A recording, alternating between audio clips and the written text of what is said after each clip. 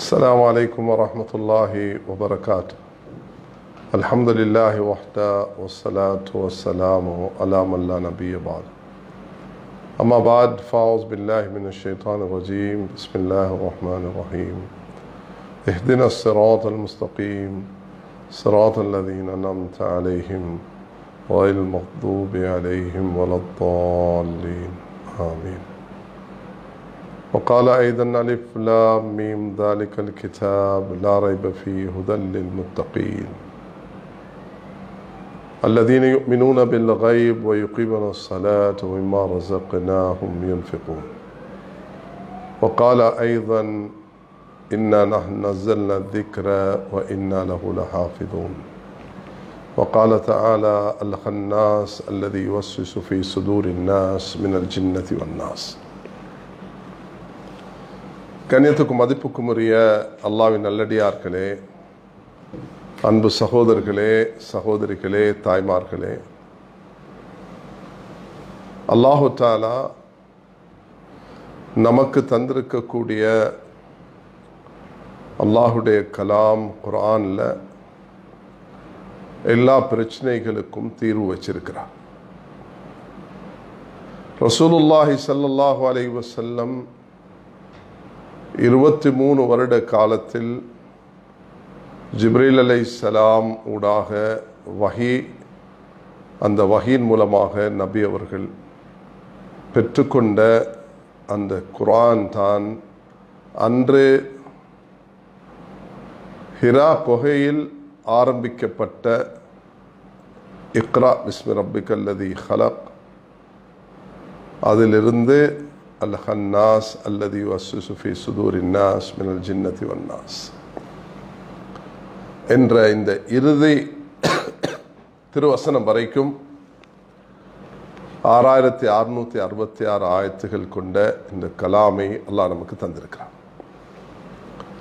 ரசூலுல்லாஹி ஸல்லல்லாஹு அலைஹி வஸல்லம் தன்னுடைய வாழ்நாளில் இந்த குர்ஆனுக்கு ஒரு பெரிய முதல் முஃபஸ்ஸிராக இருந்தார்கள். வஅன்ஸல்னா இலைக்க திக்ர லிதுபய்யின லின்னாஸி மா நுஸ்ஸில இலைஹிம், உங்களுக்கு நாம் இந்த வேதத்தை இறக்கினோம் மக்களுக்கு நீங்க இதுக்கு விளக்கம் கொடுப்பதற்காக. துன்சிரன் லிதுபய்யின லின்னாஸி மா நுஸ்ஸில இலைஹிம். நபி ஸல்லல்லாஹு அலைஹி வஸல்லம் ஒவ்வொரு விஷயத்தையும் மிக தெளிவாக சொல்லிவிட்டு சென்றார்கள். நபி அவர்கள் எந்தெந்த சந்தர்ப்பத்தில் எது மனிதனுக்கு தேவையோ சஹாபாக்கள் அதை அழகாக நடைமுறைப்படுத்தினார். அந்த அடிப்படையில் பார்க்கும் பொழுது ரசூலுல்லாஹி ஸல்லல்லாஹு அலைஹி வஸல்லம் இந்த குர்ஆனுடைய முதல் முஃபஸ்ஸிராக இருக்கிறார்கள். அல்லாஹு தஆலா இந்த வேதத்தை இறக்கினான், நபி அவர்கள் இதை வழிகாட்டினார்கள். சஹாபாக்கள் அழகாக மனனமிட்டார்கள், புரிந்து கொண்டார்கள், அமல்படுத்தினார்கள், மக்களுக்கு அதை எத்தி வைத்தார்கள். இதனால தான் குர்ஆன் ஆமினு கமா ஆமனன் நாஸ், சஹாபாக்களை போன்று நீங்கள் ஈமான் கொள்ளுங்கள் என்று சொல்கிறது.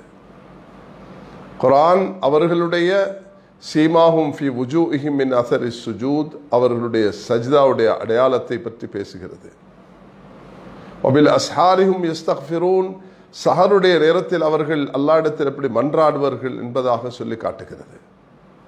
கனிமானவர்களே, இந்த தீன, இந்த குர்ஆன, அல்லாஹ்வினால் தரப்பட்டிருக்கக்கூடிய இந்த மார்க்கத்தை பெற்றுக்கொண்டவர்கள் தான் உலகத்தில் வாழக்கூடிய 1.5 பில்லியன் முஸ்லிம்ஸ்.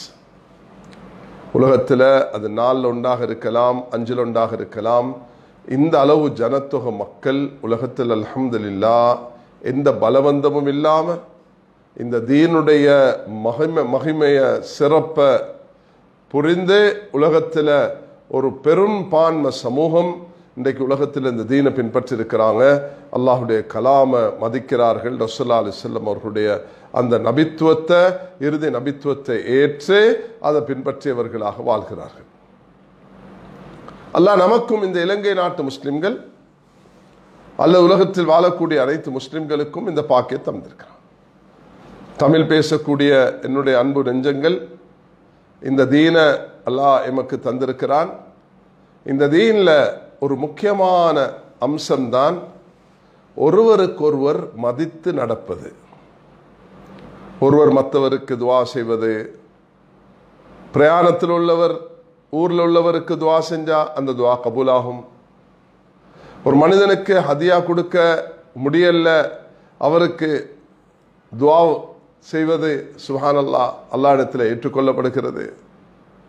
ஆக ஒரு சமூகமாக வாழக்கூடிய நேரத்தில் அந்த சமூகம் ஒருவருக்கொருவர் மதித்து வாழ்வது ஆக முக்கியம்.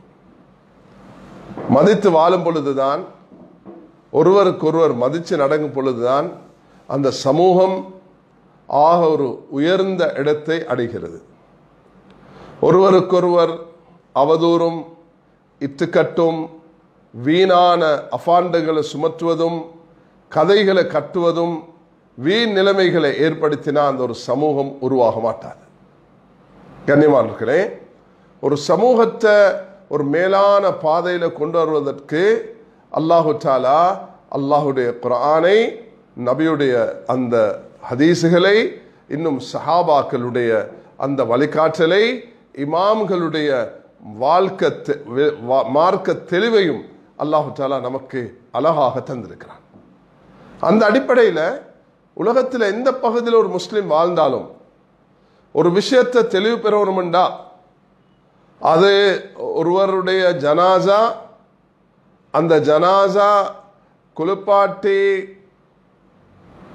கஃன் செய்து அவரை தரையில் கொண்டு சேர்க்க முடியல, அது நடுக்கடலில் பல நாட்கள் இருக்க வேண்டி வரும் என்ற ஒரு இக்கட்டான நிலைமையில் இந்த ஜனாசாவை ஒரு ஒரு ஒரு ரெஃப்ரிஜரேட்டர் மாதிரி ஒரு ஃப்ரீஸில் வச்சு கடலோரத்துக்கு கொண்டு சேர்க்கிறதுக்கு முடியாத கட்டத்தில் என்ன செய்ய வேண்டும் என்று கூட அந்த உலமாக்கள் அல்ஹம்துலில்லாஹ் மிக தெளிவாக வழிகாட்டியிருக்கிறார்கள். அந்த நேரத்தில் என்ன செய்யலாம்?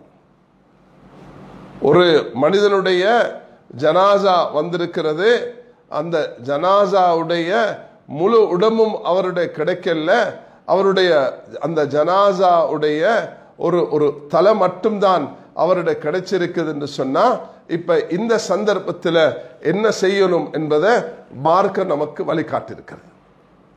கண்ணியமான சகோதரர்களே, பெரியார்களே, குர்ஆன் சொல்லுது ஹுர்ரிமத் அலைக்குமுல் மைத்தத்து வத்தம் வலஹ்முல் ஹின்ஸீர். குர்ஆன் செத்ததை சாப்பிட வேண்டாம் என்று சொல்கிறது, ஹராம் என்று சொல்கிறது. இரத்தத்தை ஒரு மனிதன் எந்த வகையிலையும் எடுக்கக்கூடாது என்று சொல்கிறது. அதே நேரத்தில் ஒரு பண்டியுடைய மாமிசத்தை அல்லது பண்டியோட சம்பந்தப்பட்ட முஃபஸ்ஸிரீன்களுடைய கருத்தின்படி அதை உபயோகிக்க கூடாது என்று தடுக்கிறது. மாமிசம் குர்ஆன்ல வந்திருந்தாலும் முஃபஸ்ஸிரீன்கள், உலமாக்கள், ஜும்ஹூர் உம்மா உலகத்தில் இதில் ஒன்றுபட்டிருக்கிறார்கள். ஆக கண்ணியமானவர்களே, இப்ப காலாகாலம் சில சந்தர்ப்பத்தில் சில தேவைகள் வரும். அந்த தேவைகள் வரக்கூடிய நேரத்தில் அதுக்கு மார்க்க தெளிவு தேவைப்படும். அந்த மார்க்க தெளிவை எப்படி பெற்றுக்கொள்வது, அது என்ன மாதிரி அந்த விஷயத்தில் நடந்து கொள்வது என்ற ஒரு கேள்வி எழுகிறது. அந்த கேள்வியை நாம் எப்படி சமாளிக்கிறது, அதுக்கு எப்படி விடையளிப்பது, அதை எப்படி தெளிவுபடுத்துவது, அதை மக்களுக்கு எப்படி முன்வைப்பது போன்ற விஷயங்கள் எல்லாம் இது மிக அத்தியாவசியமான ஒரு விடயமாக மாறியிருக்கிறது. அதனால கண்ணியமானவர்களே, அன்பு சகோதரர்களே, சகோதரிகளே, தாய்மார்களே, எந்த ஒரு விஷயமாக இருந்தாலும் மார்க்கம் நமக்கு வழிகாட்டுகிறது. நபி அவர்கள் ஆகாயத்தில் பறந்த நிலையில் விமானத்தில் போகிற மாதிரி அந்த விமானம் 12 மணி நேரம், அதில் 3-4 தொழுகைகள், அது 13 மணி நேரம், 18 மணி நேரம், 5 தொழுகைகளில் 4 தொழுகைகள் விமானத்திலே தொழ வேண்டிய நிலைமை. நபி அவர்களுக்கு அது நேரிடல்ல. அதனால் இன்றைக்கு யாரும் தொழ தேவையில்லை என்று நாங்கள் சொல்ல மாட்டோம். அல்லாஹு அக்பர். ஃபஸ்அலு அஹ்ல திக்ரி இன் குன்தும் லா தஅலமூன். இது உலமாக்கள் தான். இது சஹாபாக்களோட காலம் அல்ல.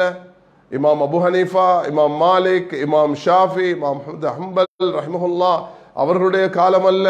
இமாம் புகாரி, முஸ்லிம், அபூதாவுத், திர்மிஸி, நஸாஇ, இப்னு மாஜா அவர்களுடைய காலம் அல்ல. முஹியுத்தீன் அப்துல் காதர் ஜெயிலானி, இமாம் கஸாலி ரஹ்மத்துல்லாஹ் அவர்களுடைய காலம் அல்ல. அல்லாமா இப்னு தைமியா, இப்னு ஜௌஸியுடைய காலம் அல்ல. இது இப்னு ஹஜர் அல் ஹைத்தமி அஸ்கலானி உடைய காலம் அல்ல. இது எங்களுடைய காலம். அப்ப இந்த காலத்துல வாழும் பொழுது இந்த காலத்துல அந்தந்த ஊர்ல இருக்கக்கூடிய உலமாக்கள் தான் இதுக்கு தெளிவு கொடுக்க வேண்டி வரும்.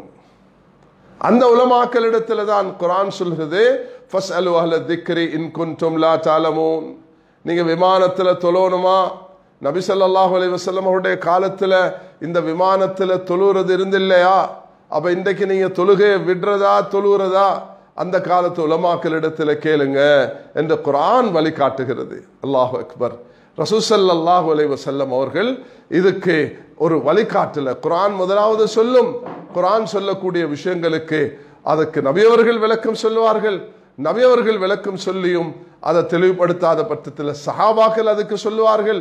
சஹாபாக்கள்லையும் அதுக்கு தெளிவில்லாத பக்கத்தில் அதுல இமாம்கள் சொல்லுவார்கள்.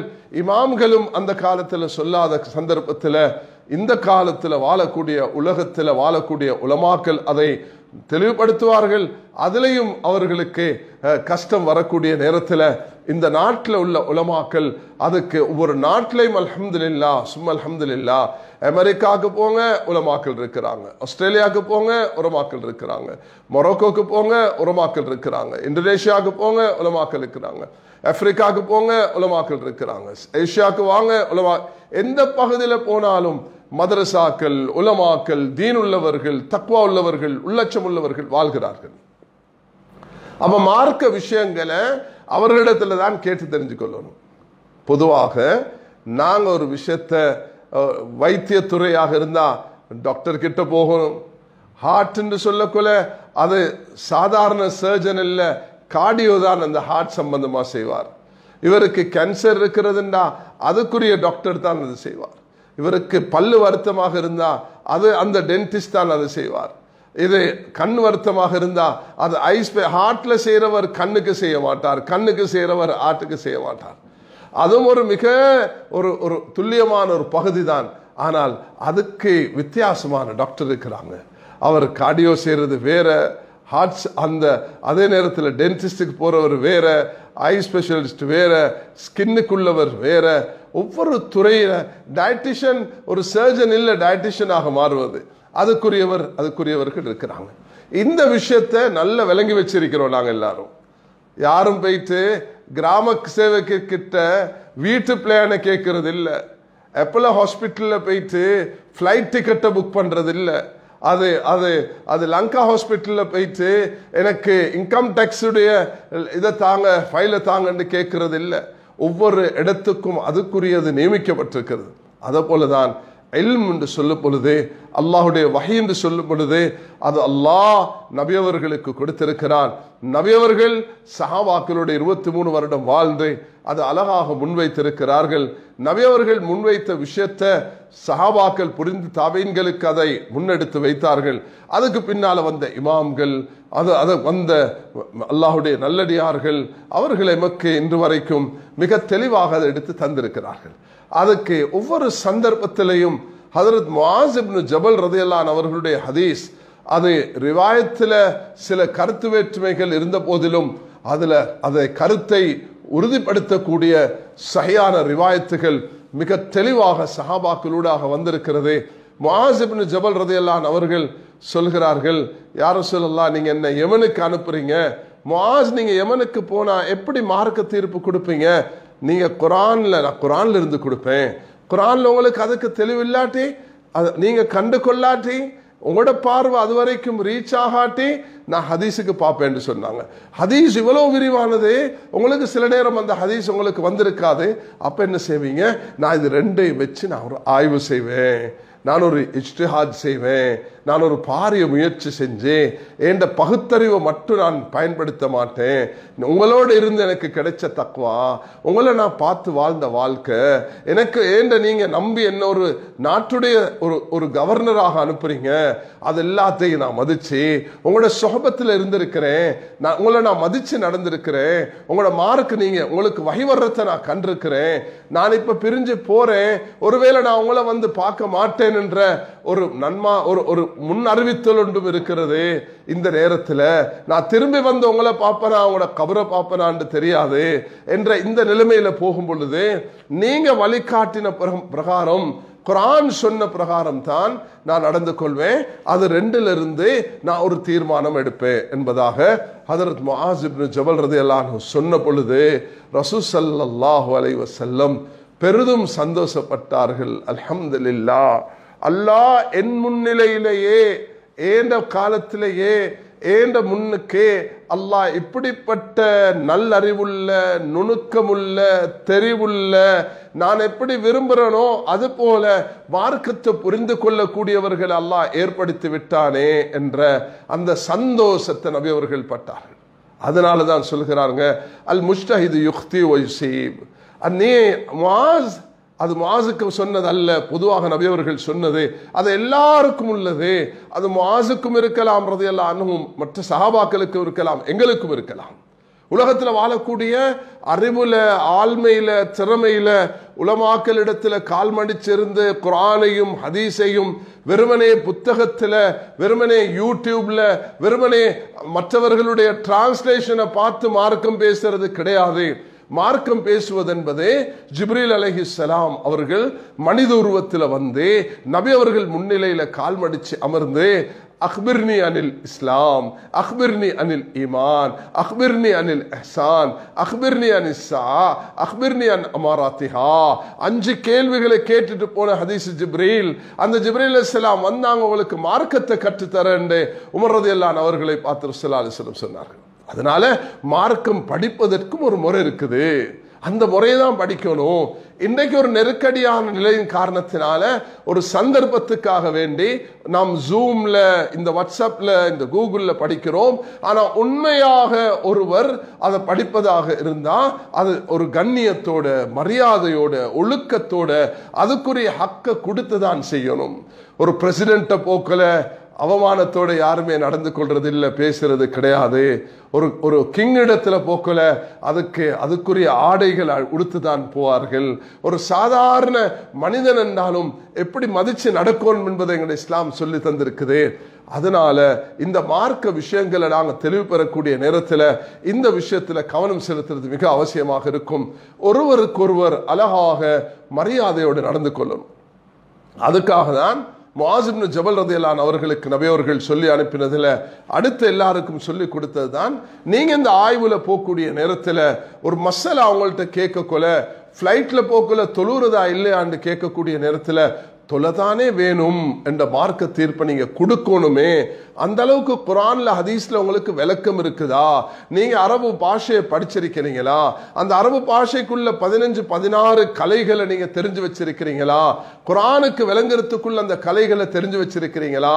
நபியுடைய ஹதீஸ் சஹீஹானது தைஃபானது என்ற அந்த ராவிகளுடைய அடிப்படையில, அந்த சனதுடைய, அந்த நரேட்டருடைய அந்த தொடர் சங்கிலி அடிப்படையில் நீங்க அதை தெரிஞ்சு வச்சிருக்கிறீர்களா என்ற இந்த விஷயங்கள் எல்லாம் ஒரு மனிதர் இமாம்களுடைய கருத்துன்னும் பொழுது இமாம் ஷாஃபி எப்படி சொல்லி இருக்கிறாங்க, இமாம் மாலிக் எப்படி சொல்லி இருக்கிறாங்க, இமாம் அபு ஹனீஃபா என்ன சொல்லி இருக்கிறாங்க, இமாம் அபு ஹனீஃபா ரஹ்மத்துல்லாஹ் ஜும்மா என்று சொல்லும் பொழுது அதுக்கு என்னென்ன நிபந்தனைகள் போட்டிருக்கிறாங்க, இமாம் மாலிக் ரஹ்மத்துல்லாஹ் என்ன நிபந்தனைகள் போட்டிருக்கிறாங்க, இமாம் ஷாஃபி ரஹ்மத்துல்லாஹ் என்ன போட்டிருக்கிறாங்க, இமாம் அஹ்மத் இப்னு ஹம்பல் என்ன போட்டிருக்கிறாங்க.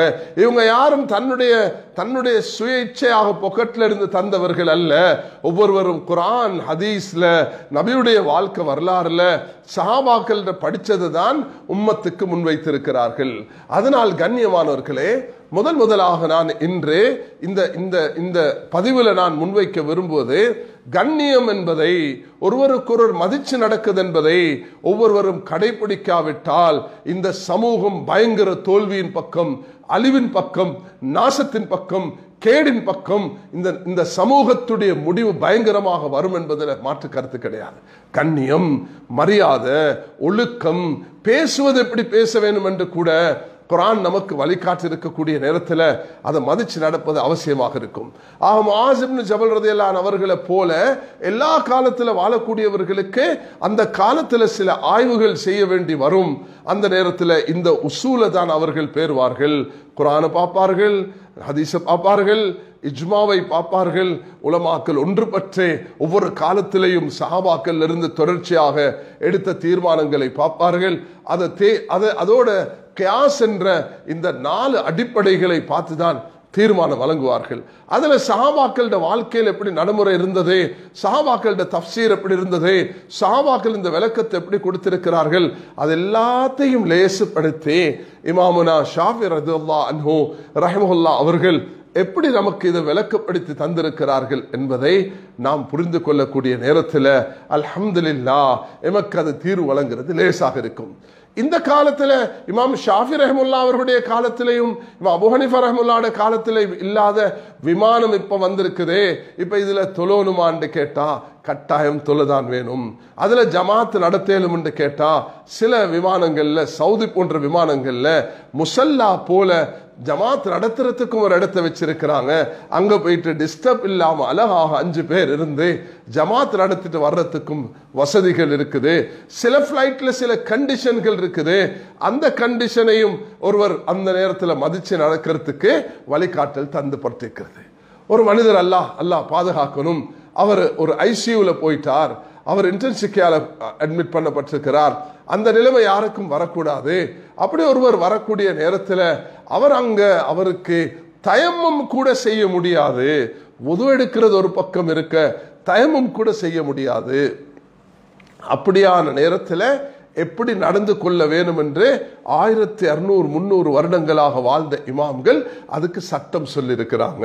எங்களுடைய மகா மேதை இமாம் நவவி ரஹ்மத்துல்லாஹ் அவர்கள் அவர்களுடைய ஷரல் முஹத்தப் என்றால் மஜ்மூ என்ற கிரந்தத்தில் அவர்கள் விளக்கம் சொல்லும் பொழுது என்னென்ன செய்ய வேண்டும் என்று சொல்லிட்டு அந்த நேரத்தில் அவர் அந்த தொழுகையை தொழுதுட்டு ஃபாகிது துஹுரைன் 2 சுத்தமும் இல்லாதவர் திரும்ப அவர் அந்த தொழுகையை மீட்டுக் கொள்ளணும் என்ற அந்த கருத்தையும், வேறு சில உலமாக்களுடைய இல்ல அந்த குழுவையை நிறைவேற்றிவிட்டால் மாற்று கருத்து மர்மம் மீட்டுக் கொள்ள தேவையில்லை என்ற கருத்தையும் அவர்கள் பல கருத்துக்களை அதில் பதிவு செய்திருக்கிறார்கள்.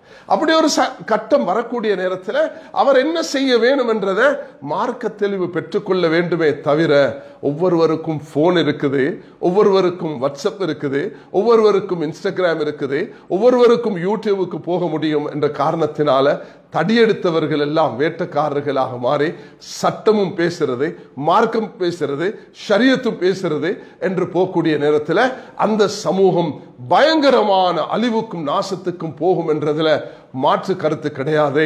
உனக்கு வரக்கூடிய தலைவன் அவனுடைய தலை சிறியதாக இருந்தாலும் அவன் குர்ஆன் ஹதீஸ் இமாம்களுடைய கூற்றின்படி உன்னை வழி நடத்தினால் அவனை நீ பின்பற்றி தான் நடக்க வேண்டும் என்பதை ரசூல் ஸல்லல்லாஹு அலைஹி வஸல்லம் மிக சிறப்பாக அழகாக சொன்னது மட்டுமல்ல, செய்து காட்டிட்டு போனார்கள்.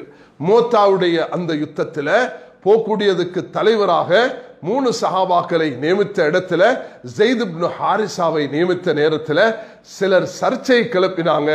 ஸைத் இப்னு ஹாரிசா ஒரு அடிமை அல்லவா, அடிமையை தலைவராக மாத்துறதா என்ற இந்த கேள்வியை நபி அவர்களுக்கு முன்வச்ச நேரத்தில் சுப்ஹானல்லாஹ், நாங்கள் அர்ப்பணமாகவும் எங்களுடைய இறுதி தூதர் முஹம்மது ஸல்லல்லாஹு அலைஹி வஸல்லம் அவர்களுடைய வாக்கு என்ன, அவர்களுடைய அழகு என்ன, அவர்களுடைய தோற்றம் என்ன, அவர்களுடைய குணம் என்ன, அவர்களுடைய அந்த வார்த்தைகள் என்ன, அவர்களுடைய வழிகாட்டல் என்ன, அவர்கள் வாழ்ந்து சென்ற அந்த காலம் என்ன, அதை நாம் எடுத்துக்கொண்டால் நிச்சயமாக நமக்கு போதுமாக இருக்கும். ரசூல் ஸல்லல்லாஹு அலைஹி வஸல்லம் அவர்கள் அந்த சந்தர்ப்பத்தில் அவருக்கு மிக தெளிவான வழிகாட்டலை கொடுக்கிறார்கள். எந்த தலைப்பில் அதை அவர்கள் சொல்கிறார்கள், எந்த சந்தர்ப்பத்தில் அவர்கள் சொல்கிறார்கள், எதுக்காக சொல்கிறார்கள், என்ன கேள்வி கேட்கப்பட்டது, எது கேட்கப்பட்டது. இந்த நேரத்தில் ரசூல் ஸல்லல்லாஹு அலைஹி வஸல்லம் அவர்களிடத்தில் ஒரு விஷயத்தை கேட்கக்கூடிய நேரத்தில் நாங்கள் கடல் பிரயாணம் செய்கிறோம், நர்கபுல் பஹர் அஃபனதவத்த மாஹல் பஹர், நாங்கள் கடல் தண்ணீர்ல எங்களுக்கு உது எடுக்கலுமான்னு கேட்டார்கள்.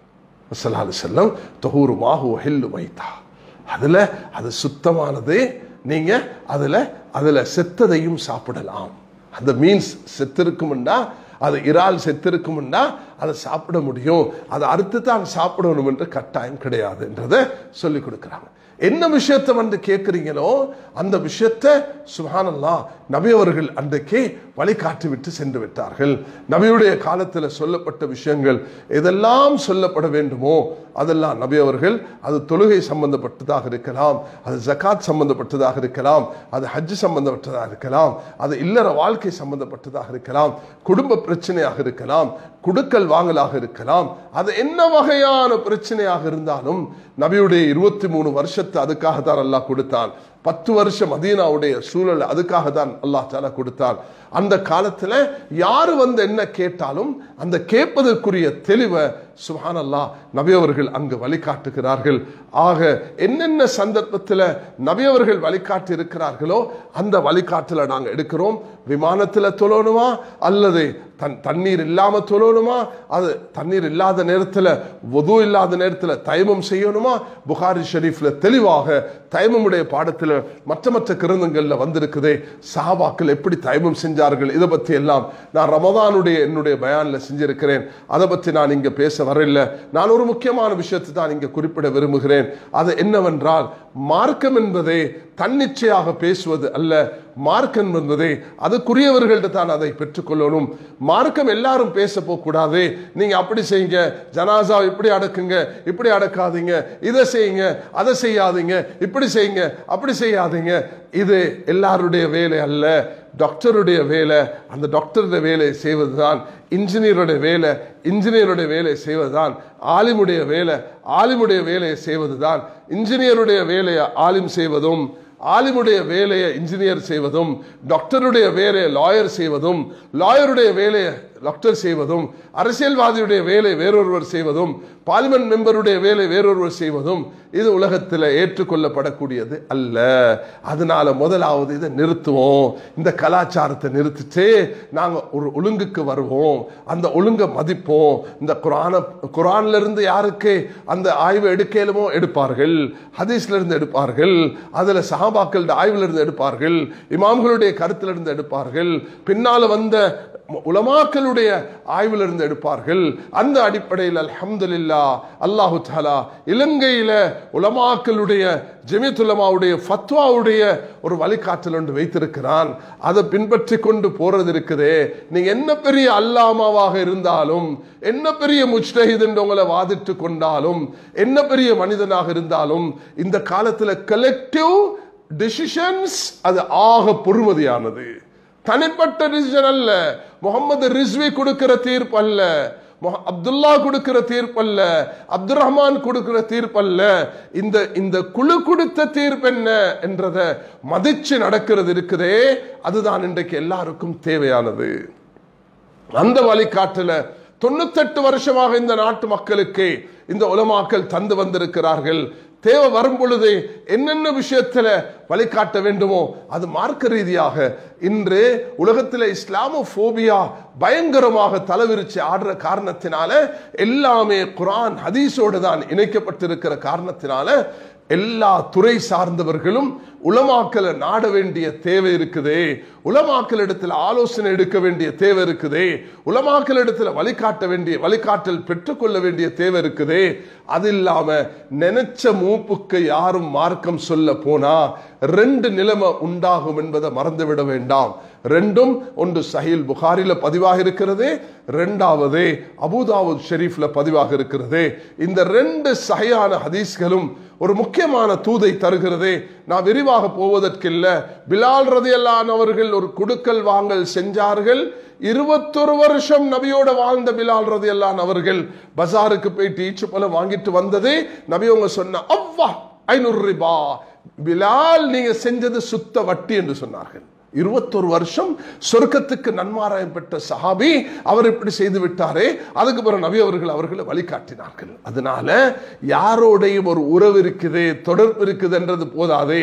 நான் அந்த புஸ்தகம் இந்த புஸ்தகத்தை படிச்சிருக்கிறேன், கூகுள்ல இந்த பத்துவா தேடி இருக்கிறேன், நான் கூகுள் மாஸ்டர் என்றதுனால மார்க்க தெளிவு தெரியும். எத்தனை புத்தகங்கள் படிச்சிருக்கலாம், அதால மட்டும் தன் சுயமாக படிச்ச ஒரு மனிதன் டாக்டர் ஆகிறது இல்லை, இன்ஜினியர் ஆகிறது இல்லை, உலகத்தில் யாரும் அந்த சர்டிபிகேட்டை ஏற்றுக்கொள்றது இல்லைண்டா. என்ன மார்க்கம் அப்படி வீசி வச்சதுண்டா? அல்லாஹுடைய கலாம், நபியுடைய ஹதீஸ், ரசூல் ஸல்லல்லாஹு அலைஹி வஸல்லம் என்ன சொல்லிட்டு போனாங்க? குர்ஆனுக்கு நீ உன்னுடைய சுய கருத்து என்று சொன்னால் நீ நரகத்துக்கு தான் போக என்று சொன்னார்கள். நான் சொன்னதுக்கு மாற்றமாக சொல்லும் பொழுது நீ சரியாக இருந்தாலும் உன்னுடைய சுய கருத்தை குர்ஆனுக்கு திருப்பதை அதுக்கு ஒரு வழிமுறை ஒன்று இருக்கிறது. நபிமார்கள், நபி அவர்கள் என்ன சொன்னார்கள், சஹாபாக்கள் என்ன சொன்னார்கள், நபியுடைய பின்னால வந்த இமாம்கள் முஃபஸ்ஸிரீன்கள் என்ன சொன்னார்கள், அப்துல்லா இப்னு அப்பாஸ் என்ன சொன்னார்கள், முஜாஹித் என்ன சொன்னார்கள், அந்த இமாம் குர்துபி என்ன சொன்னார், இப்னு கதீர் என்ன சொன்னார், இவர்கள் ரூஹுல் மானி ஆலோசி என்ன சொன்னார்கள் ரஹிமஹுமுல்லாஹ், இவர்களுடைய தஃப்சீர் என்ன இருக்குது என்று பார்க்காம தண்ட தஃப்சீர் என்று ஒருவர் தான் முஜ்தஹித் என்று சொல்லி சொன்னா அது ஆகப்பெரிய வழிகேடாக இருக்கும். ஒரு காலம் வரும் குர்ஆனுடையவர்கள் என்று சொல்வார்கள். நான் குர்ஆனுடையவன். இன்றைக்கு இலங்கையிலேயும் அல்லாஹ் பாதுகாக்க இப்படிப்பட்டவர்கள் உருவாகி கொண்டு போகிறார்கள். உலகத்தில் ஏராளமாக உருவாகி விட்டார்கள். நபி அவர்கள் சொன்னார்கள், ஒரு காலம் வரும் என்ற ஹதீஸை புறக்கணித்து விட்டு நான் குர்ஆனுடையவன் என்று சொல்லுவான், அவன் தான் ஆகப்பெரிய வழிகேடன் என்று நபி அவர்கள் எச்சரிக்கை செய்திருக்கிறார்கள். நபி அவர்களை யாரெல்லாம் கனவுல நான் கண்டேன் என்று பொய் சொன்னானோ அவன் தன்னுடைய இடத்தை நரகமாகிக் கொள்ளட்டும் என்று நபி அவர்கள் சொன்னார்கள். நபியை கனவுல கண்டேன் என்று பொய் சொல்லக்கூட அனுமதி இல்லைண்டா. நபி அவங்க சொல்லாத ஒன்றை இட்டுக்கட்டு, நபி அவங்க சொன்னத்துடைய கருத்து என்னென்று தெரியாம ஒரு விஷயத்தை சொல்றது, வெறுமனே டிரான்ஸ்லேஷன் படிச்சுட்டு. கண்ணியமானவர்களே, இன்றைக்கு உலகத்துக்கு ஏற்பட்டிருக்கக்கூடிய இந்த நியாமத்தை தவறாக பயன்படுத்தக்கூடிய ஒன்றுதான் டிரான்ஸ்லேஷன் தந்திருக்கிறது. என்னத்துக்கு? அதையும் உலமாக்கள்கிட்ட இருந்து படிக்கிறதுக்காக தான். பிலால் ரலியல்லாஹு அன்ஹு நபியோடு சேர்ந்திருந்தும் கூட ஒரு பஜார்ல போயிட்டு வியாபாரம் செஞ்சு பிலால் ரலியல்லாஹு அன்ஹு இப்படி கஷ்டத்தில் ஆகிட்டாங்க. ஹதரத் சஹாபாக்கள் ஒரு பிரயாணத்தில் போயிட்டு அந்த சஹாபிக்கு தலையில காயம், அவருக்கு குளிச்சாகணும். அந்த சஹாபாக்கள்கிட்ட தான் அவர் ஃபத்வா கேட்டார். யாரும் அவருக்கு ஃபத்வா கொடுத்துட்டாங்க, நீ குளிச்சு தான் ஆகணும். அவருக்கு சொல்லி இருக்கணும், நீங்க தயமம் செய்யணும், அல்லது தயமமும் இல்லையா உனக்கு அதுவும் கஷ்டமா, ரெண்டும் இல்லாம நீ கண்ணியமாக இந்த நேரத்தை மதிச்சு தொழுகணும் என்று சொல்லி பற்றிக்கணும். ஆனா அதை சொல்லாம நீ குளிக்கத்தான் வேணும் என்று சொன்னத்தினால அவர் தலையில தண்ணி போட்டார், தலையில காயம், அவர் அந்த இடத்திலே ஷஹீதாகிட்டார். நபி அவங்க ஆத்திரப்பட்டு கடுமையான கோவப்பட்டு, நீ கத்தல் துமூஹு அஹ்லக்துமூஹு, நீங்க எல்லாரும் தேவையில்லாம மார்க்கம் சொல்ல போய், தெரியாம மார்க்கம் சொல்ல போய் நீங்க அழிச்சு போட்டீங்க என்று சொன்னாங்க, நீங்க கொண்டு போட்டீங்க என்று சொன்னாங்க. அந்த காலத்தில் என்றாலும் மார்க்கம் கேட்கறதுக்கு ஹதரத் உமரும் அம்மார் ரலியல்லாஹு அன்ஹு அவர்கள் புகாரில பதிவாக இருக்கிறது. ரெண்டு பேரும் ஒரு இடத்துல இருக்கிறாங்க. குளிப்பு கடமையான நேரத்தில் தயமம் செய்யணும். எப்படின்னு ஃபம்ஸஹு பிவுஜூஇக்கும் வஐதீக்கும், நீங்க உங்களுடைய முகத்தை மசாஜ் செஞ்சுக்கோங்க, நீங்க உங்களுடைய கைகளை மசாஜ் செய்துக்கோங்க என்று குர்ஆன் சொல்கிறது. முகத்தையும் கையையும் தடவி கொள்ளுங்கள் இந்த புழுதியுள்ள மண்ணால் என்று குர்ஆன் சொல்லக்கூடிய நேரத்தில் அதை எப்படி செய்யணும் அது என்று இந்த ஆயத்து இறங்காத நேரத்தில் தயமும் செய்யுங்க. ஃபைன்லம் தஜ்துமா அன் ஃபதயம்மமு சஈதன் தய்யிபா, அந்த புழுதியுள்ள சுத்தமான மணலை கொண்டு நீங்க தயமும் செய்து கொள்ளுங்க என்று சொன்னதை மட்டும் வச்சே ரெண்டு பேர் ரெண்டு கருத்தில் ஆகினத்துக்கு காரணம் ஹதரத் அம்மார் மண்ணில் பிறண்டார், தலையிலிருந்து கால் வரைக்கும் மண்ணை போட்டார். உமர் ரலியல்லாஹு அன்ஹு சொன்னாங்க, எனக்கு அந்த வேலை செய்யலாதுன்னு சொன்னாங்க. ஏன் காரணம்? அன்றைக்கு கம்யூனிகேஷன், அன்றைக்கு உடனடியாக அதை ரீச் ஆகிறதுக்கு இடம் இருக்கல. நபிகிட்ட வந்த உடனே நபி அவங்க சொன்னாங்க, ஒரு அடி அடிச்சு முகத்துக்கு, வர அடி அடிச்சு கைக்கும், இந்த இப்படிதான் தயமும் செய்யணும் என்று நபி அவங்க சொல்லி கொடுத்தாங்க. அப்ப நபி அவர்கள் இருந்தாங்க, சஹாபாக்கள் இருந்தாங்க. இன்றைக்கு அல்ஹம்துலில்லாஹ் ஜமியத்துல் உலமா கிட்ட ஃபத்வா கேட்கணுமா, சண்டைக்கும் பிரச்சனைக்கும் அல்ல. அல்ஹம்துலில்லாஹ் இன்றைக்கு 8-10 வருஷமாக ஆன்லைன் உங்களுக்கு ஒரு நம்பர் தரப்பட்டிருக்குது. நீங்க அந்த உரிய நேரத்தில் தொடர்பு கொண்டா நீங்க மாஷா அல்லாஹ் உங்களோட மார்க்க தெரிவை பெற்றுக்கொள்ளலாம்.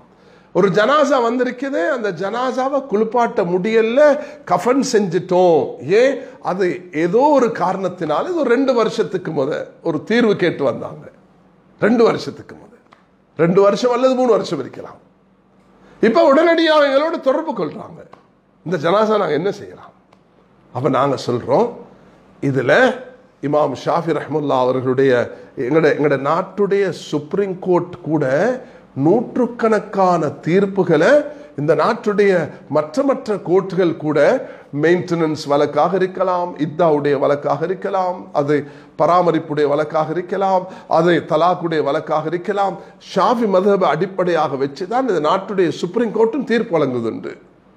அந்த அடிப்படையில் இந்த விஷயத்துக்கும் ஒரு தீர்வை கேட்கிறாங்க எங்கள்கிட்ட. இந்த ஜனாசாவை நாங்க தொழுகிறதா இல்லையா? சில சந்தர்ப்பத்தில் சில ஜனாசாக்கள் வெளிநாட்டிலிருந்து வருவதுண்டு, வந்தாது பொட்டியை திறக்க முடியாது. இப்ப அந்த ஜனாசாவை தொழுவிக்கணும், என்ன செய்யறது? தொழுவிக்கிறதா இல்லையா? அதுக்கு கஃன் மட்டும்தான் செஞ்சிருக்கிறோம், அதுக்கு நாங்க குளிப்பாட்ட இல்லை, அது ஒரு கெமிக்கல் போட்டு அடைக்கப்பட்டிருக்கிறது. இப்ப இதுக்கு தொழுவிக்கிறதா இல்லையாண்டு வந்தா குளிப்பாட்டாத ஜனாசாவை தொழுவிக்கலுமா என்ற கேள்வி வருகிறது. அவன் ஜமியத்துல் உலமா ஹாட்லைன்ல இந்த கேள்வி கேட்டா, உலமாக்கள் இருந்து உடனடியாக 4-5 பேர் இருந்து அதுக்கு ஒரு ஆய்வு செஞ்சுட்டு தீர்ப்பு என்ன கொடுக்கிறாங்கன்னு சொன்னா, இந்த ஜனாசா உடைய விஷயத்துல ஷாஃபி மذஹபுடைய 2 கருத்து இருக்கின்றது. அது ராஜிஹான மிக அதிகமானவர்களுடைய கருத்து, மூத்த உலமாக்களுடைய கருத்து, ஜனாசா தொழுவிக்கவும் தேவையில்லை, ஏண்டா அதை குளிப்பாட்டாத காரணத்தினால. ஒரு சாராருடைய கருத்து இருக்கிறது, அது தொழுவிக்க வேணும். இப்ப நாங்க உம்மத்துக்கு என்ன சொல்லுவோம்? நீங்க உலமாக்களோட 2 கருத்து இருக்குது, இதனால நீங்க எதை வேணும்னாலும் அமல் செய்தாலும் நீங்க குற்றவாளிகள் அல்ல. ஜும்மா தொழுகை இன்றைக்கு 25 பேரை வச்சு தொழணுமா என்று சொல்லும் பொழுது அதுக்கு ஜமியத்துல் உலமா வழிகாட்டல் கொடுத்திருக்கிறோம். ஷாஃபி மذஹபின் படி 40 பேர் எப்படி செய்யணும், அதை விட 25 வந்திருக்குதே. அப்ப இமாம் அபு ஹனீஃபா ரஹ்மத்துல்லாஹி அலைஹியுடைய சட்டப்படி எப்படி செய்யணும், இமாம் மாலிக் ரஹ்மத்துல்லாஹி அலைஹியுடைய சட்டப்படி எப்படி செய்யணும், அதுக்கு ஒரு ஃபத்வா எங்களோட வெப்சைட்டுக்கு போனா உங்களுக்கு அது தாராளமாக எடுத்துக்கொள்ளலாம். அப்ப அந்தந்த நேரத்துக்கு தேவையான மார்க்க தெளிவை கொடுக்கறதுக்கு எங்களுக்கு என்ன அதிகாரம் கிடைச்சிச்சு என்று நீங்க கேட்டா, நாங்க சொல்லுவோம், ரசூல் ஸல்லல்லாஹு அலைஹி வஸல்லம் இந்த அதிகாரத்தை தந்துட்டு போனாங்க. சஹீஹ் புகாரில வரக்கூடிய ஒரு ஹதீஸ் இதை தெளிவுபடுத்துகிறது. என்ன சொல்கிறது? சஹாபாக்கள் நபியவங்க, நீங்க பனு குரைதாக்கு போறீங்க, நீங்க பனு குரைதாக்கு போகக்கூடிய நேரத்தில் அங்க நீங்க லா துஸல்லில் அஸ்ர இல்லா ஃபி பனி குரைதா, நீங்க பனு குரைதாக்கு போயிட்டு தான் அஸ்ர் தொழுகையை தொழணும். கைபர்ல இருக்கக்கூடிய இந்த இடத்துல போயிட்டு தான் நீங்க அஸ்ர் தொழணும்னு நபி அவங்க சொல்றாங்க. சஹாபாக்கள் இப்ப போய்கொண்டு இருக்கக்கூடிய நேரத்துல சூரியன் மறையறதுக்கு கிட்ட ஆகிருச்சு. இன்னைக்கு 6 மணிக்கு சூரியன் மறைவதாக இருந்தால் இப்ப 5:50 அல்லது 5:40 சஹாபாக்கள் கருத்து வேற்றுமை ஆகிறாங்க. அதே உமர் ரலியல்லாஹு அம்மார் ரலியல்லாஹுக்கு ஏற்பட்ட பிரச்சனை தான் இங்கேயும் ஏற்படுகிறது. உடனடியாக நபியோட கேட்டு எப்படி செய்யறது என்றெல்லாம் அங்க ஒரு முறை இருக்குல்ல. இப்ப அல்லாஹ் தஆலா குர்ஆன்லயும் ஹதீஸ்லயும் இல்லாத ஒரு விஷயத்தை செய்யணுமே, இப்போ ஒரு ஆய்வுக்கு தான் போகணும். ஏன் ஆய்வுக்கு போகணும்? இன்னொரு 10 நிமிஷம் கடந்தா நாங்க இந்த 2 ரக்காத் அஸ்ர தொழாவிட்டால் தொழுகை கலாவாகிரும். தொழுதுட்டா நபி அவங்க சொன்னதுக்கு மாறு செய்யறோம். எதை முற்படுத்துறது என்றதுல சஹாபாக்கள்ட 2 கருத்து வந்தது. ஒரு கருத்து வந்தது, சஹாபாக்கள்ல தொழுதா வேணும். ஏன்? அல்லாஹ் சொல்கிறான், ஹாஃபிது அலஸ் ஸலவாத்தி வஸ்ஸலாத்தில் உஸ்தா, தொழுகையை பாதுகாத்துக் கொள்ளுங்க, குறிப்பாக அசருடைய தொழுகைய. உஸ்தா என்பதுக்கு அதிகமான முஃபஸ்ஸிரீன்கள் இது அசருடைய தொழுகைன்னு சொல்லி இருக்கிறாங்க. அப்ப ஒரு சாரார் சொன்னாங்க, நாங்க தொழுதான் போறோம். அப்ப நீங்க நபிக்கு மாறு செய்ய போறீங்க, அது நாங்க நபிக்கிட்ட போயிட்டு கேட்டுக்கொள்வோம். ஒரு சாரார் சொன்னாங்க, நபி அவங்க அங்க போயிட்டு தான் தொழ சொன்னாங்க, அதனால நாங்க 2வது குர்ஆனுடைய இந்த கருத்துக்கு நபியுடைய தெளிவை வச்சு நான் அங்க போயிட்டு தான் தொழுவோம்னு சொன்னாங்க. ரெண்டு சாராரும் திரும்பி வந்ததுக்கு பிறகு, ஏய் நீங்க இப்படி செஞ்சீங்களே, ஓ நீங்க இப்படி தவறு செஞ்சீங்களே, நபி அவங்க யாரையும் அதட்டவும் இல்லை, ஏசவும் இல்லை, பேசவும் இல்லை. இந்த காலத்து கூகுள் முஃப்திகள் தான், இந்த காலத்து இன்ஸ்டாகிராமுடைய முஃப்திகள் தான், இந்த காலத்து வெறுமனே புத்தகத்தில் படிக்கிற தன்னை நான் ஒரு ஆலிம் என்று உலமாக்கள்கிட்ட கால் மடிச்சு படிக்காதவர்கள் தான் இப்படியான தீர்ப்புகள்ல சண்டை செய்து கொள்வாங்களே தவிர, உண்மையான மார்க்கத்துடைய தீன ஜிப்ரீல் அலைஹிஸ்ஸலாத்துக்கு அல்லாஹ் தஆலா கொடுத்தது போல கற்றுக்கொள்ளக்கூடிய அந்த பாக்கியத்தை இல்மை யாருக்கு கொடுத்தார்களோ அவர் எந்த பூமியில வாழ்றவராக இருக்கலாம், அவர் ஃபீஜில் இருக்கலாம், அவர் மொரிட்டானியாலாக இருக்கலாம், அவர் யமன்ல இருக்கலாம், அவர் ஆப்பிரிக்காவுடைய காட்டுக்குள்ள இருக்கலாம். ஆனால் அல்ஹம்துலில்லாஹ் மொரிட்டானியாவுடைய நாட்டில் இன்றும் காடுகளில் இருந்து படிக்கிற, பாலைவனங்களில் இருந்து படிக்கிற, அவர்கள் மிக சிரமப்பட்டு படிக்கிற பழக்கங்கள் இன்றும் இருக்கிறது. மரத்துக்கு கீழே உட்கார்ந்து பிள்ளைகளுக்கு எழுதி கொடுக்க மார்க்கத்தை படிச்சு கொடுக்கிற பழக்கம் இருக்குது. நீங்க கூகுள்ல படிச்சாலும் சரி, நீங்க அல்பபெட்டிக்கல்ல இருந்து ஆ பா தா தா என்று நீங்க படிக்காத வரைக்கும் இந்த மார்க்கத்தை சரியாக படிச்சு கொள்ள முடியாது. அங்க இருந்து இங்க இருந்து பிக் அண்ட் சூஸ் பேஸ் பண்றதுன்றது இன்றைக்கு சர்வ சாதாரணமாகிச்சு. அந்த மார்க்கத்தை பேசினீங்கன்னா எல்லாரும் வலிக்கேட்டில் தான் போக வேண்டி வரும். அதனாலதான் இப்படியான ஒரு விஷயம் வரக்குள்ள உலமாக்களிடத்துல கேட்கும் பொழுது உலமாக்களுக்கு நபி அவர்களுடைய இந்த ஹதீஸ் அடிப்படையாக இருக்கிறது. இது போன்ற நூற்றுக்கணக்கான சஹாபாக்களுடைய வழிகாட்டல் அது முன்மாதிரியாக இருக்கிறது. அதை வச்சுதான் உலமாக்கள் தீர்ப்பு வழங்குவார்கள். அந்த தீர்ப்பு வழங்கக்கூடிய நேரத்தில் ரெண்டு நிலைப்பாடு வந்தது. ஒரு சாரார் தொழுகையை விற்று கதா செய்தார்கள், ஒரு சாரார் தொழுதார்கள், ஒரு சாரார் நபியுடைய சொல்லுக்கு வித்தியாசமாக நடந்தார்கள், ஒரு சாரார் அல்லாஹ்வுடைய சொல்லுக்கு வித்தியாசமாக அவர்கள் ஒரு இஜ்திஹாதின் ஊடாக அந்த நிலைப்பாடை எடுத்தார்கள். அந்த நிலைப்பாடை எடுத்ததுக்கு பிறகு நபி அவர்கள் அவர்களை கடிந்து கொள்ளவில்லை. எங்களுடைய இமாம்கள், இமாம் ஷாஃபி ரஹ்மத்துல்லாஹி இருக்கலாம், அபூ ஹனீஃபா இருக்கலாம், இமாம் மாலிக்காக இருக்கலாம், அஹ்மத் இப்னு ஹம்பலாக இருக்கலாம், தண்ணி எடுத்து மசல் செய்யணும்டா இவ்வளோ செஞ்சா போதுமென்று இமாம் ஷாஃபி சொல்லுவார்கள், இவ்வளோ செஞ்சா போதுமென்று இமாம் அபூ ஹனீஃபா சொல்லுவார்கள், ஒரு நெட்டியுடைய அளவு இந்த நாளில் ஒன்று போதும் என்று சொல்லுவார்கள். இமாம் மாலிக் ரஹ்மத்துல்லாஹி அவர்கள் பூர்த்தியாக செய்யணும் என்று சொல்லுவார்கள்.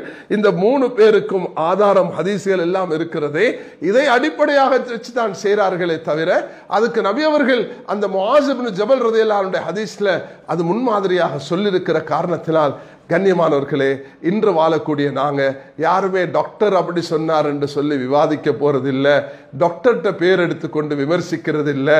டாக்டருடைய கருத்தை அவர் அப்படி சொன்னாருண்டா ரகசியமாக போயிட்டு எங்களுக்கு திருப்தி இல்லாட்டி வேறொரு டாக்டர் கிட்ட கேட்டு அந்த மார்க்கத்தை தான் நாங்க எடுத்து எங்களோட விஷயங்கள்ல அன்றாட வாழ்க்கையில நடக்கிறத போலண்டாலும் அதை விட பன்மடங்கு மேலாக நடக்கணும் மார்க்க விஷயத்துல. ரசூல் ஸல்லல்லாஹு அலைஹி வஸல்லம் யாரெல்லாம் அதப் இல்லாம, ஒழுக்கம் இல்லாம, உலமாக்களை மதிக்காம இந்த கலாச்சாரத்தை பின்பற்றினார்களோ அவர்களுடைய ஈமானுடைய அச்சத்தை நபி அவர்கள் எச்சரிக்கை செய்திருக்கிறாங்க. உலமாக்களுடைய மாற்று கருத்து வாரது இயற்கையானது. இமாம் மாலிக்கும் இமாம் அபூ ஹனீஃபாவும் இமாம் ஷாஃபியும் ஃபம்ஸஊ பிருஊசிக்கும், இந்த பா என்ற எழுத்துக்கு 10 கருத்துக்கள் இருக்கின்றன. அதுல ஒன்றுதான் சிலதை என்று சொல்வதை. இமாம் ஷாஃபி அந்த சிலதை எடுத்து நீங்க சிலதை மசல் செய்தாலும் போதும் என்ற நிலைப்பாடை எடுத்தார்கள். பா என்பதற்கு விளக்கம் என்ற கருத்து இருக்கிறது. விளக்கம் ஹதீஸ்ல தான் வந்திருக்கிறது. ஹதீஸ்ல ஆக குறைஞ்சது நபி அவர்கள் 4 ஒன்று மசல் செய்திருக்கிறார்கள் என்ற ஹதீஸ் விளக்கம் இருக்கிறது. இமாம் மாலிக் அவர்கள் சொல்கிறார்கள் ஃபம்ஸஊ பிருஊசிக்கும், பாவுடைய கருத்து இந்த இடத்துல ஒரு கருத்து கொடுக்க முடியாது, அதனால அதுவும் அரபிலக்கணத்தில் உள்ளது, அதுல முழு தலையும் மசல் செய்யணும் என்றுதான் அந்த பாவுக்கு நாங்க கொடுக்கிற அல்லது பாவை விட்டுட்டு கொடுக்கிற கருத்தாக இருக்கும் என்று இமாம் மாலிக் சுப்ஹானல்லாஹ். எப்படிப்பட்ட இமாம்கள்! 80 பிறந்து 150 மரணிக்கிறார்கள். இமாம் ஷாஃபி இமாம் அபூ ஹனீஃபா ரஹ்மத்துல்லாஹ் 150 பிறந்து 204 மௌத்தாகிறார்கள். இமாம் ஷாஃபி ரஹ்மத்துல்லாஹ் எப்படி தூய்மையானவர்கள்! அவங்களோட ஒரு கருத்து இருக்குது, ஆதாரம் கிடைச்ச அடிப்படையில் தீர்மானிச்சாங்க, அடுத்த நிலைமைக்கு வராங்க. அந்த 2வது கருத்து 2வது சந்தர்ப்பத்தில் அவர்கள் ஆராய்வுகள் மாறுகிறது, ஹதீஸ்கள் கிடைக்கிறது. இரண்டாவது கருத்தை எடுக்கிறார்கள். யாரும் யாரையும் திட்டிக்கொண்டு ஏசிக்கொண்டு சுப்ஹானல்லாஹ். அவர்கள் ஒருவருக்கொருவர் இமாம் ஷாஃபி ரஹ்மத்துல்லாஹி அலைஹி அவர்களுடைய ஆக உயர்ந்த பண்புல உண்டுதான். எங்கேயும் விவாதத்துக்கு போனாங்கன்னா அவங்க சொல்லுவாங்களாம், வாதி பிரதிவாதி, நீனும் ஒரு முஸ்லிம் நானும் ஒரு முஸ்லிம், நீ என்ற மாணவன் யூனுஸ், நீ ஒரு மாணவன் என்ற உன்னோட நான் தர்க்கிக்கிறதாக இருந்தாலும் நீ வெத்தோணும் என்று தான் நான் துவா செய்வேன். அல்லாஹ் ஹக்கு உண்ட வாயில வெளியாகணும் என்று ஆசைப்படுவேன். அதனால கண்ணியமானவர்களே, அல்லாஹ்வுக்காக நான் எச்சரிக்கை செய்கிறேன். முதலாவது எனக்கு உங்களுக்கு ஜும்மாவுடைய நாட்களில் தக்வாவை எச்சரிக்கை செய்யணும். அது எங்களுடைய கடமைகள் உண்டு. வத்தகுல்லா, நான் தக்வாவை உங்களுக்கு சொல்றதுக்கு முதல் நான் பயந்து கொள்ளணும். ஏன் அல்லாஹ் கிட்ட நான் பதில் சொல்லணும், ஒவ்வொருவரும் பதில் சொல்லணும். அதனால ஒருவர் இருந்தார், நபியுடைய காலத்தில் வஹி எழுதி கொண்டிருந்தார். வஹி எழுதி நபி அவங்கள மீது சந்தேகப்பட்டார். அதோடு அல்லாஹ் தாலா அவருடைய முடிவை அவரை ஒரு இஸ்லாத்தை விட்டு அப்பாற்பட்ட நிலையில ஒரு யூதனாக போயிட்டு அவர் மரணித்தார். அவர் மதம் மாறி போய் மரணித்தார். அவருடைய ஜனாசாவை அடக்க கொள்ளலாம் அந்த பூமி அவர் ஜனாசாவை தூக்கி வெளியே போட்டது என்பதாக சஹீல் புகாரில ஹதீஸ் பதிவாக இருக்கிறது. கண்ணியமானவர்களே, இந்த மார்க்கத்தை இப்படி புரிய நாங்கள் முயற்சி செய்வோம். இந்த மார்க்கத்துடைய அடிப்படை கண்ணியம், மரியாதை, ஒழுக்கம், ஒருவருக்கொருவர் பேணி நடப்பது என்பதுதான் மிக அடிப்படையானது. அந்த மார்க்கத்தை மிக கண்ணியமாக நாங்கள் நடந்து கொள்வோம். ஒவ்வொருவரும் குர்ஆனை பார்ப்போம், குர்ஆன் உடைய விளக்கத்தை ஹதீஸ்களில் பெற்றுக்கொள்வோம், ஹதீஸுடைய விளக்கத்தை சஹாபாக்களுடைய பெற்றுக்கொள்வோம். குர்ஆன் ஹதீஸ் சஹாபாக்களுடைய விளக்கத்தை எங்களுக்கு இந்த இமாம்களுடைய கூற்றுகள் இருந்து எடுப்போம். இமாம்களுடைய கூற்று இல்லாத காலத்தில் உலகத்தில் ஒவ்வொரு யூரோப்பியன் யூனியன் என்ற ஒரு ஃபத்வா குழு யூரோப்பில் அமைக்கப்பட்டிருக்கிறது. அமெரிக்கா, நார்த் அமெரிக்காவுடைய ஃபத்வா குழு அமைக்கப்பட்டிருக்கிறது. ஆப்பிரிக்காவுக்கு போங்க, அங்கே நான் சென்ற வருடம் ஆக இருக்கலாம் 2018 ஆகஸ்ட் அக்டோபர் மாதத்தில் நான் ஒரு டர்பன்ல ஒரு ஃபங்க்ஷனுக்கு போயிருந்தேன். நான் இங்கிருந்து அழைக்கப்பட்டிருந்தேன். அது 16 தேதியாக இருக்கலாம். ஒரு பிரசன்டேஷன் உண்டு, டர்பன்ல இருந்தது. அது ஆப்பிரிக்கன் கண்ட்ரீஸ் உலமாக்கள் சுமார் 12-15 நாடுகளுடைய உலமாக்களுடைய அங்கு ஒன்று கூடுதல் இருந்தது.